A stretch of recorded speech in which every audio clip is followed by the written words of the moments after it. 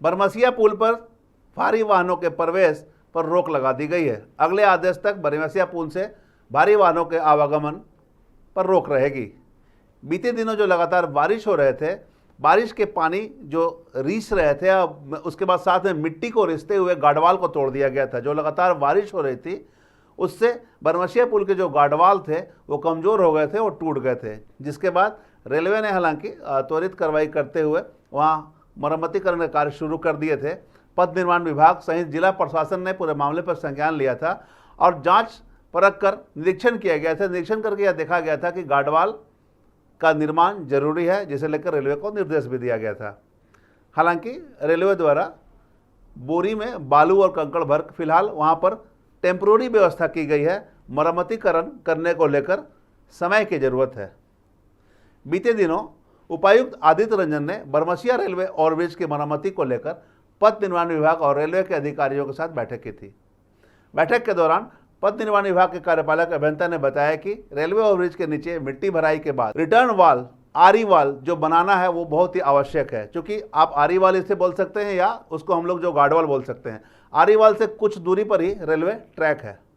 उपायुक्त ने रेलवे को अपनी तकनीकी से गार्डवाल का शीघ्र निर्माण करने तथा उसके बाद पथ निर्माण विभाग को सड़क की मरम्मत पूरी करने का निर्देश दिया।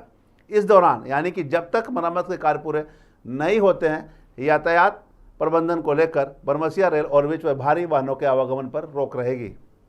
इस दौरान सड़क के दोनों छोर पर बैरिकेड लगा दिए गए हैं। आप देख सकते हैं कैमरे के माध्यम से, तस्वीरों में आप देख सकते हैं किस तरह से आप अगर डीएस कॉलोनी से जो यात्री जा रहे हैं वहाँ पुल से पहले बैरिकेड लगाए गए हैं। भूदा से अगर जो लोग भारी वाहन को लेकर आ रहे हैं वो प्रवेश ना करें, उसे लेकर भी एहतियात बरते गए हैं। वहाँ पर बैरिकेड लगाए गए हैं, लोहे के एंगल को गाड़ दिए गए हैं। अगर मनेटाण से जो लोग ओवरब्रिज के पास आ रहे हैं वहाँ पर भी लोहे के एंगल गाड़ दिए गए। मैंने पूरी तरह से भारी वाहन प्रवेश ना करे इसे लेकर एहतियात बरते गए हैं। अब अगर भारी वाहन को अगर जाना होगा तो जैसा कि यातायात पुलिस उपाधीक्षक अरविंद सिंह ने बताया कि भारी वाहनों का प्रवेश पुल पर वर्जित है। भारी वाहन एफसीआई गोदाम से नीचे के रास्ते होते हुए कटमाटाड़ का रास्ते का उपयोग कर शहर में प्रवेश कर सकते हैं। छोटी वाहनों के लिए कोई समस्या नहीं है, उनका आवागमन चालू रहेगा। अब ऐसा अनुमान लगाया जा रहा है कि कम से कम 1 सप्ताह समय लगेंगे। 1 सप्ताह में आरीवाल बनकर तैयार हो जाएंगे, जिसके बाद आवागमन पूरी तरह से सुगम हो जाएगी। फिलहाल बोरी में बालू भरकर और कंकड़ भरकर मजबूती प्रदान के लिए टेम्प्रोरी व्यवस्था रेलवे द्वारा की गई है। अब जिस तरह से व्यवस्था है आप देख सकते हैं तस्वीरों में, चारों तरफ से बैरिकेड्स यानी कि लोहे के एंगल लगा दिए गए हैं ताकि भारी वाहन प्रवेश ना कर सके इसमें।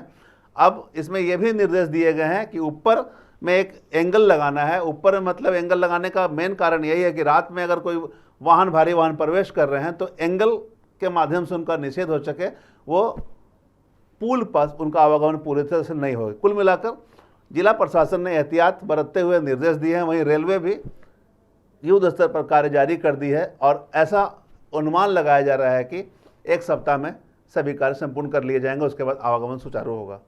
देखना होगा कितना जल्दी कार्य कंप्लीट होते हैं और जो गार्डवाल या आरीवाल जो टूटे हुए हैं उनकी मरम्मती में कितने समय लगते हैं और जो भारी वाहन के फिलहाल आवागमन पर रोक लगा दी गई है वो कितना जल्दी सुचारू हो पाता है। हम तमाम इससे जुड़ी खबरों से लगातार आपको अपडेट करवाते रहेंगे। बने रहें मेरे मीडिया के साथ।